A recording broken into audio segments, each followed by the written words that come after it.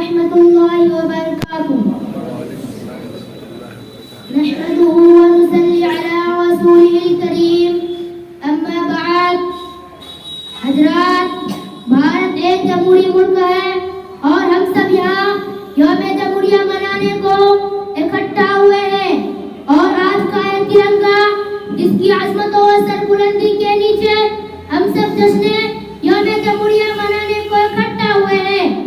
انگریز تجارت کی غرض سے اس ملک میں آیا تھا، لیکن رفتہ رفتہ یہاں کے سیاحوں